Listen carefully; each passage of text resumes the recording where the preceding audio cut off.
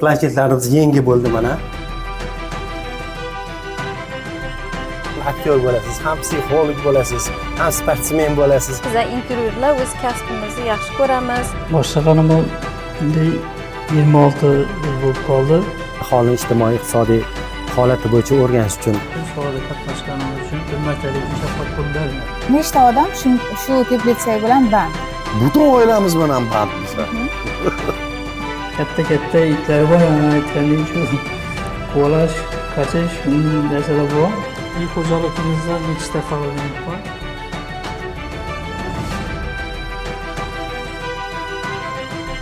Qo'shimcha tomorqada oldiga bug'doy, keyin shola ekamiz. to'la to'kis javob berishda ozgina qiyinchiliklar bo'ldi. Endi ish kunimiz ham tugadi.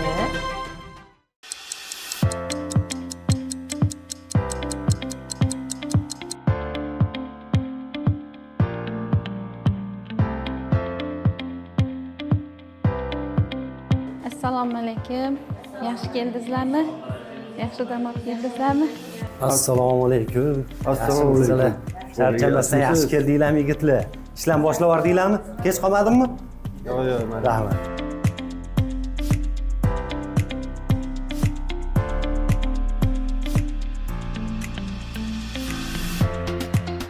Aziz hamkasblar, bugun Polvonova Yulduz opa, Qurbonov Asqar, Nusmetova Nazakiya opa, bugun sizlar mahallaga chiqadigan kunlaringiz grafik asosida. Qurbonov Asqar Urganch shahar Binokor mahallasiga chiqadigan kuningiz ekan. Ikkita uy xo'jalikni sifatli, haqqoniy qilib o'tkazib keling. Mahalla raislar bilan gaplashib qo'yibmiz, telefonlashdik kecha. Borib sizga yordam beradigan xodimni tayinlab qo'yaman deb aytdi. Yulduz opa, siz ham Urganch tuman Adolat mahallasiga borasiz. Bugun kuzatuvda shu mahalla tushgan ekan. Ikkita uy xo'jalikni kuzatib, sifatli qilib keling. Xo'p, sizni ham shu raislar bilan gaplashib qo'ydik. Nazokat opa, sizdan Yangarik tumani Sobirzon mahallasini gaplashib qo'ydik. Bugun grafik kuniga asosan ikkita uy xo'jalikni o'rganib kelasiz. Faqat muomala bilan, chiroyli tabassum bilan chiroyli qilib o'tkazib kelinglar kuzatuvni. Sizlarga omad, ishlaringizga. Hozir hammalaring bir shartnomalarni olib olinglar. Ikkita uy xo'jalikka borgan vaqtingizda shartnoma bilan kirib, o'tkazib kuzatuvni kelasizlar, xudo xohlasa. Asqar aka, siz mana planshetingiz, shartnomangiz. Borib shu ikkita uy xo'jalikni Urganch tuman shahar Binokor mahallasini o'rganib, haqqoniy sifatli o'tkazib keling. Omad ishlaringizga. Yulduz opa,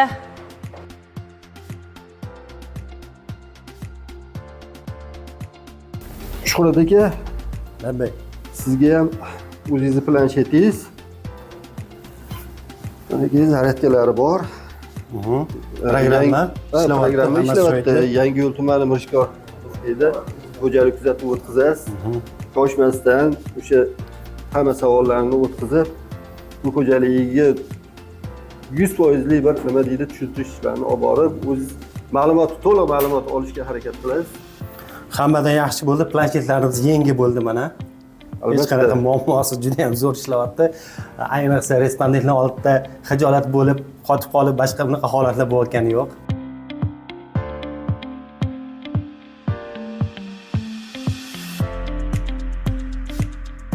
Bugun kuzatuvlarni yaxshi o'tkazinglar. O'zinglar ehtiyot qilingiz. Kunlarda charchamaylar.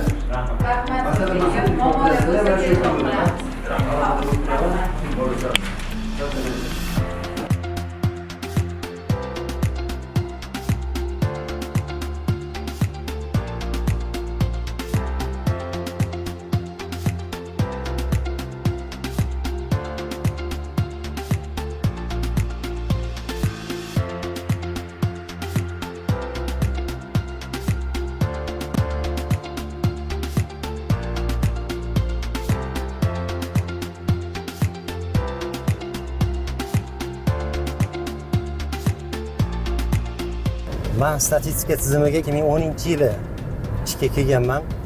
To'g'risi menga juda ham qiziq bo'lgan boshida. Uy xo'jaliklari kuzatuvi bo'limiga kelganman. To'g'ridan to'g'ri bevosita uy xo'jaliklari insonlar bilan suhbatlashish bilan ma'lumotni olish kerak bo'lgan. U davrlarda juda ham bir sodda tizim edi, qog'oz variant bo'lardi. Masalan, bitta uy xo'jaligiga haftalik kundalik berilardi. Uni kundalikni bir hafta alohida, ikkinchi haftaga alohida qog'oz variantda tashlab kelilardi. Uni to'ldirishini nazorat qilinardi. 3, 4, 5 martadan borib ovoragarchilik bo'lardi. Mana taraqqiyot rivojlanib, hozirgi paytda planshet orqali to'g'ridan to'g'ri joyida onlayn ma'lumot olib, to'g'ridan to'g'ri jo'natyapti. Juda ham katta hozir farq bo'lib ketdi. Intervyur bo'lgandan keyin ham aktyor bo'lasiz, ham psixolog bo'lasiz, ham sportsmen bo'lasiz. Qo'yingchi jamiki ishlardan xabardor bo'lmasangiz, siz ulardan ma'lumot ola olmaysiz. Chunki bir xonadonga kirdingiz, u xonadon juda ham bir yopiq fe'lli inson bo'lishi mumkin. Bu odamni ochib olish kerak. Uning uchun nima qilasiz?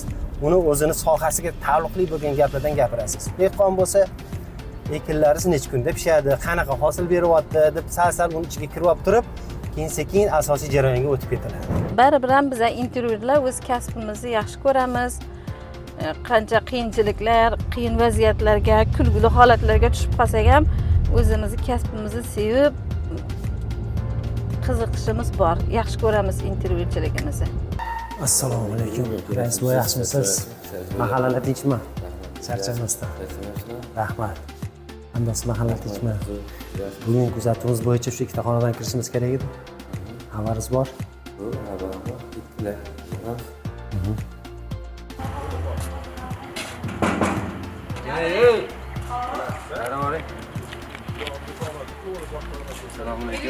Assalomu alaykum. Yaxshimisizlar? Siz bilan. Bular Milliy statistika qo'mitasidan Hojiyev Shuhrat degan bo'ladilar. Assalomu alaykum opa. Yaxshimisiz, tuzumisiz? Meni ismim Shuhrat. Familiyam Hojiyev, tuman Toshkent viloyati statistika boshqarmasidan uy xo'jaliklari kuzatuvi bo'limidanman. Biza aholining ijtimoiy-iqtisodiy holati bo'yicha o'rganish uchun xonadonimizga tashrif buyurdik. Bizni tanlama kuzatuv asosida kuzatuv o'tkazib boramiz biza. Bu tanlama degan tasodifiy tanlama, maxsus kompyuter programmasi asosida tanlanadi. Siz bilan bo'ladigan suhbatimiz anonimniy olib boriladi, hech qayerda oshkora qilinmaydi. Agar ruxsat bersangiz, biza shartnoma tuzib, siz bilan suhbatni boshlasak. Shu menga ruxsat bersanglar, qolgan ishlarimiz bor edi mahallada. So'rov vaqtlaganimiz uchun, vaqtimizni ajratganimiz uchun, so'rovda qatnashganimiz uchun bir martalik mukofot pul beriladi. Shartnoma shu danışib chiqsangiz, bu ko'payasi sizda qoladi, biz ikkitani. Shuni danishtirib qo'l qo'ysangiz, ikkitani.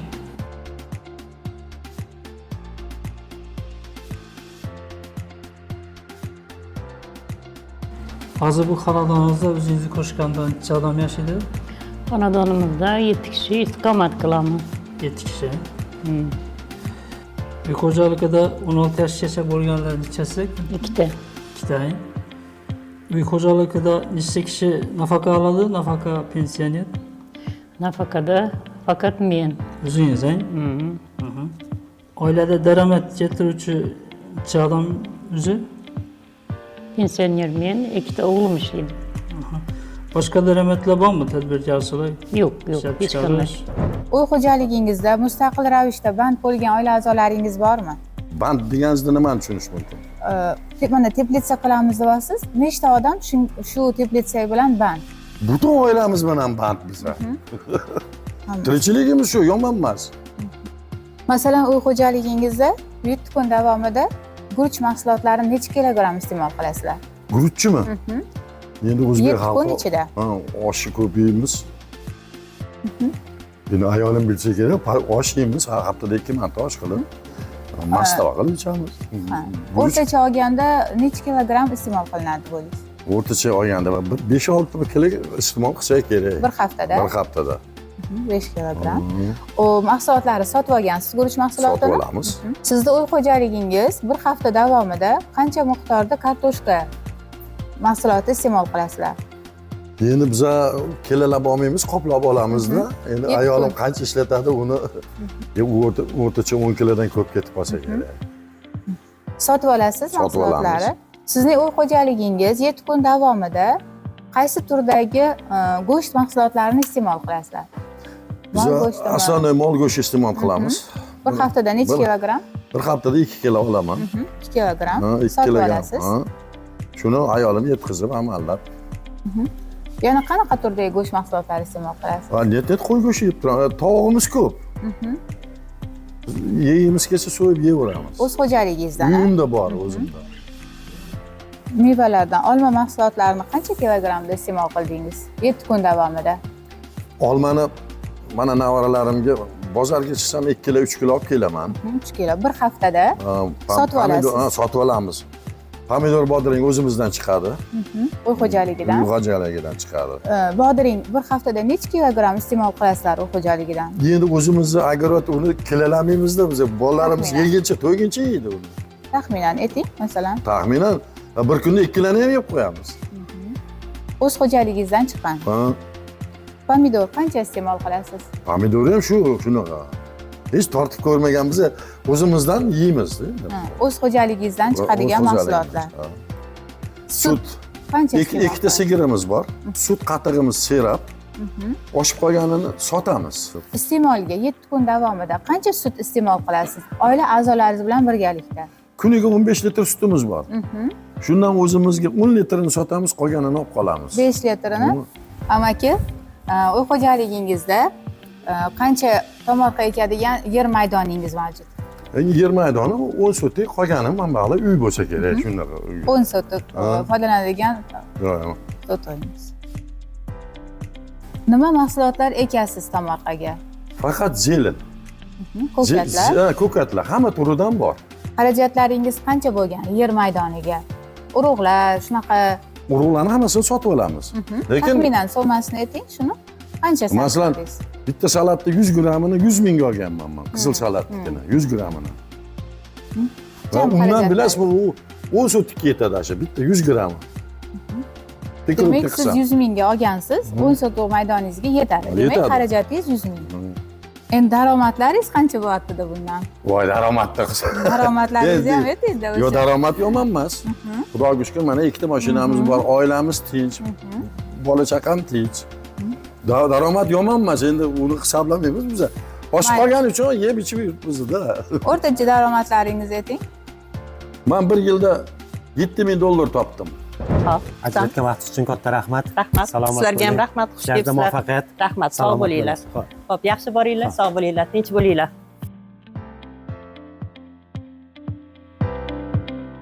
Bugungi kuzatuvlarimizni ham ancha yengillatib oldik. Mana tushlik vaqti ham bo'lib qoldi. Endi biror joyga borib tushlik qilib olamiz. Keyin qolganlarini davom ettiramiz yana. Mana o'g'lingizni avtotransport vositasi bor. Shu keyingi 6 oy ichida necha pul rasxod qilgani, xarajat qilgani haqida ma'lumotlaringiz kerak bo'ladi endi. Shularni siz javob berib bilasizmi shu savollarimga? Buni bilmayman, endi o'g'limga telefon qilib bilsam bo'ladi. Bo'lmasa shunday qiling, o'g'lingizdan so'rab bering.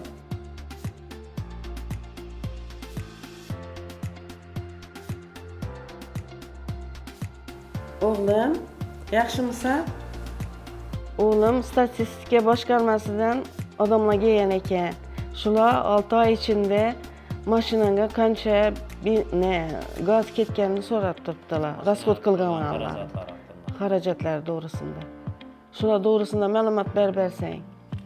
Masalan, xarajatlardan benzin bo'lsa, benzin rasxodi, gaz bo'lsa, gaz. Benzin qancha ketgan? Keyin mo'yka 500 ming so'm oyiga ketgan ekan. bir oyina 500 ming so'm bo'lsa, shunda 3 million bo'ladi 6 oydan. Gaz qancha ketgan? Oyigami? Oyiga 500 ming so'm. Gaz amay, 3 million. Keyin texnik xizmatlar bo'lganmi agar? Texnik xizmatlar bo'lganmi? Avtobusni almashtirish. Avtobus almashtirgan ekan 295 mingga.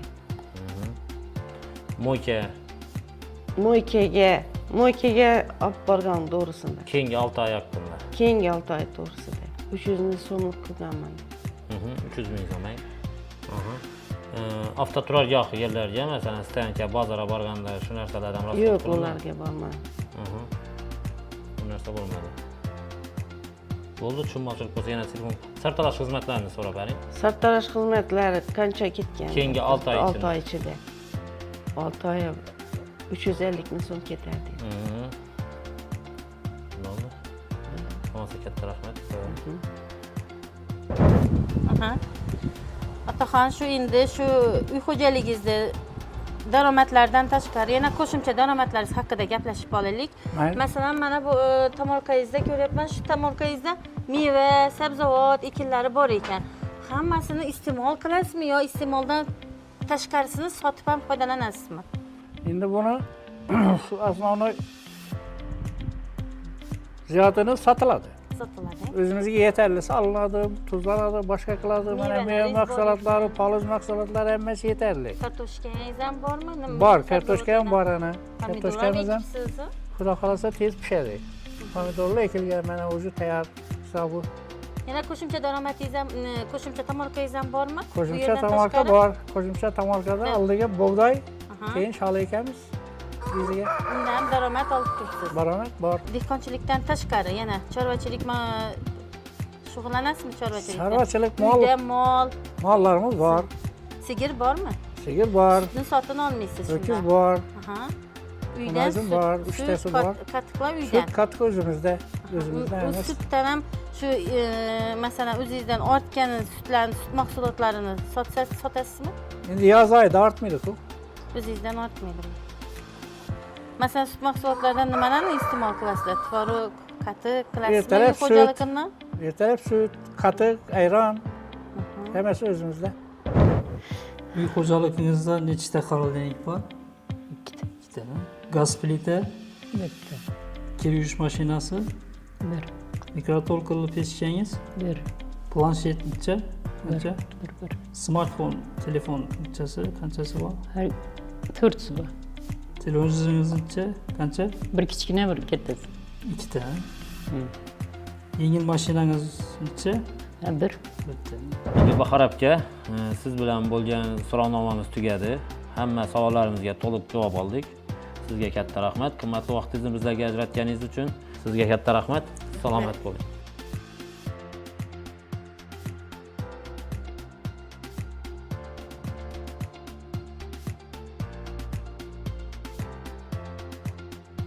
Assalomu alaykum. Yaxshi o'tiribsizlar? Yaxshi borib keldingizmi? Rahmat. Rahmat. Charchamadingizmi? Charchash yo'q, kelyaptik mana. Ay, Mahallalar yaxshi. aylanib, odamlar bilan suhbatlashib, Charchamay jonim sog' ozgina bo'lsin. issiq etmasa hamma joyda. Hammasi yaxshimi? Yaxshi o'tdimi kuzatuvlar? Yaxshi ko'ngildagidek o'tdi. Ay, yaxshi. Nechta kitob xo'jaligi bilan kuzatuv olib Kitob bordingizmi? xo'jaligi to'liq kuzatuv o'tkazildi. Odamlar ham ancha tushungan, ma'nili insonlar ekan. Yo'q, muammolar bo'lmadi. Hammasi ko'ngildagidek o'tdi. To'la to'kis javob berishdi. Ozgina qiyinchiliklar bo'ldi, baribir odamlarni tushuntirib, o'sha holatga keltirguncha ham o'zi bo'lmadi. Qaysi savollarimizda sal qiyinchilik tug'diryapti uy xo'jaligi? Uy xo'jaliklarida asosan shu daromad masalasida. Assalomu alaykum. Keling, murojaat Assalomu qilasiz. Rahmat. Murojaat yaxshi kelyapsizmi? Charchamadingizmi? Kulyaptik mahallalarni bitirib, so'rovnomalarni o'tkazib, yakunlab vaqtiga yetkazib Ay, yaxshi, yaxshi. Charchamang, charchamang. Mahallaga bordim. Ikkita uy xo'jaligi kuzatishim kerak edi bugun. Bitta xonadonga bordim. Mahalladagilar ogohlantirgan bo'lsa ham, dalaga oilaviy ishlagani chiqib ketishgan. Keyin ikkinchi xo'jalikka kirib kuzatuvni o'tkazdim. Endi u xo'jalik bilan gaplashdi. Mahalla xodimi ertaga uyda bo'ladi, ertaga kuzatuvni o'tkazib keladi. Aziz hamkasblar, bugungi ish kunimiz ham tugadi. Hammalaring shu planshetlaringizni topshirib, uylaringga borib, yaxshi dam olib kelinglar. Rahmat hammalariga. Rahmat.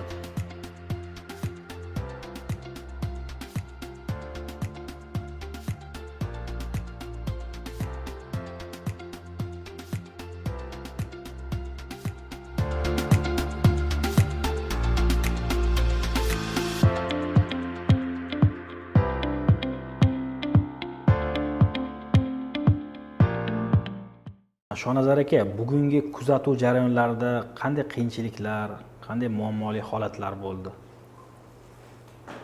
Kuzatuvda ikkita uy xo'jalik ko'rgandim, ikkitasi ham yaxshi xo'jaliklar. O'zi qiyinchilik bo'lmadi desam ham bo'ladi. Endi bu qiyinchilik har bir ishda bo'ladigan qiyinchilik o'zining tarafi bor, oson tarafi bor, yaxshi tarafi bor, qiyinchilik tarafi bor. Shu har bir xonadonga borgandan keyin tushuntirib bersang, navbaga nima qilishini hamma insonlar xushmuomala javob beradi, tushunadi. to'liq tushuntirib bilish kerak. Shuning uchun uncha qiyinchilik bo'lmadi. Shonazar aka, statistika idorasida faoliyatingizga qancha bo'ldi? Boshlaganim endi 26 yil bo'lib qoldi. Shu tizimda, shu boshlanishida ishga kirganman. Bu 2000-yillarga to'g'ri keladi. 98-yil boshlagan bo'lsam, u paytda metodologiya boshqacha. Shu bir hududda yillar mobaynida borilar edi. Shu mahallada borgan vaqtda qiyinchilikda, ya'ni shu dizdan endi qish bo'ladi, yoz bo'ladi, botqoqchilik bo'ladi. Shu borib shu xonadonga kirib olayda asosiy bu ko'pchilik nima bizda chegara hududlarda tushib qoladi. Endi u yerda inson ham chiqmaydi. Bir kishi borsang baqirib chaqirib, hududlari katta itlar bor, yani aytgandek shu quvalash, qachish, shunday narsalar bor ish jarayonida. O'z umuman ish tajribangizdan kelib chiqqan holatda kuzatuv jarayonlarida qandaydir muammolar yoki bir muammoli holatlar kuzatilib turadimi? Endi muammoli har bir nimada bo'ladi. Muammo endi muammosini ish qilgandan keyin hammadan bir hamma inson ham bir xilda o'ylamaydi, bir xilda fikrlamaydi. Har xil uy xo'jalik tushadi. Respondentlarni shu savol berishi avvalambor o'zimizni gap so'z bilan tanlab olishimiz kerak bo'ladi. Har xil kayfiyat bo'ladi odamda. Jahli chiqib turgan bo'ladi. Boshqa kayfiyat bo'ladi. Xursandchilik bo'lsa-ku, nima osonroq bo'ladi. Hamma xursand, uyda quchoqchaq yurmaydi-ku.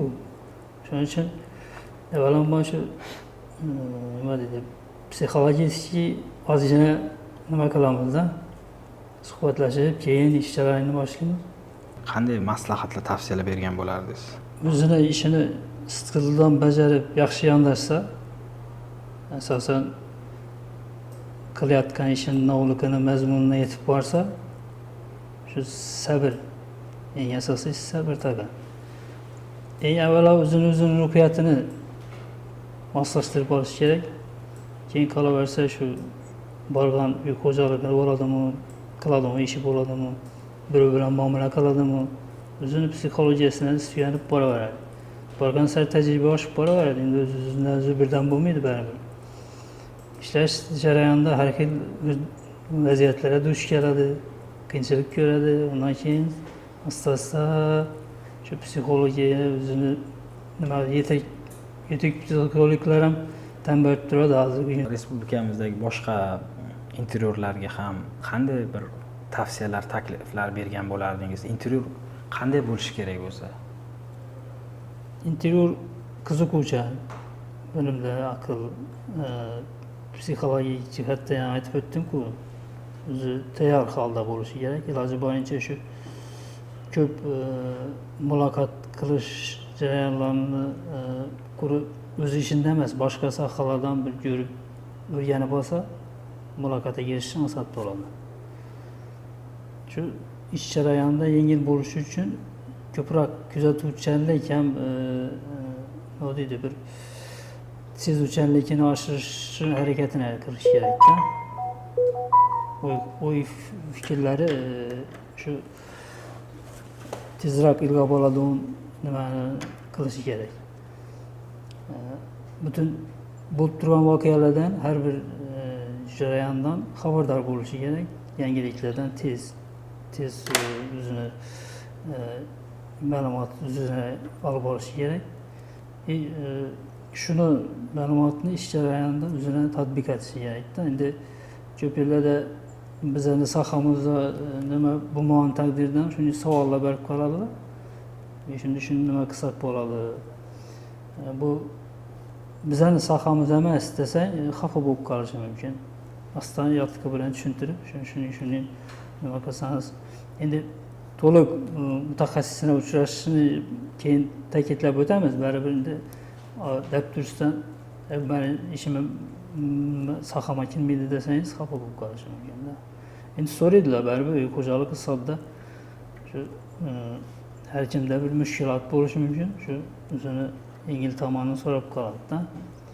Endi biza statistikadan borgandan keyin, davlat organi bo'lgandan keyin shu davlat tarafdan keldi degan tushuncha bo'ladi xonadonda. Shu har bir narsani iloji bo'yicha bilib borish kerak. Chiqqan qaror, farmon har bir jihatini e'tibor olish kerakda.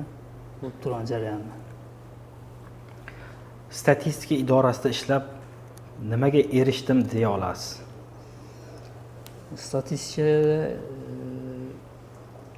shu farzandlarimni o'stirdim, bilan to'y qildim. Uy-joyni yaxshilashga harakat etib turibmiz. Avtotransportga ega bo'ldik, boshqa shu yana shu farzandlarni jamoli uchun harakat etib turibmiz. Nariyamda nima bo'lmasa kerak, insonda bizada shu o'zbekchilari bolam chakam, bola chakam deb yashaydi. Shuning uchun shularni kamolini, baxtini ko'rish boshqa nima. Shonazar aka, bizga bergan qiziqarli ma'lumotlaringiz uchun, umuman yosh kadrlarga mana shu sohada kerak bo'ladigan qimmatli maslahatlar uchun sizga minnatdorlik bildiramiz. Kelgusi ish faoliyatingizga omad tilaymiz.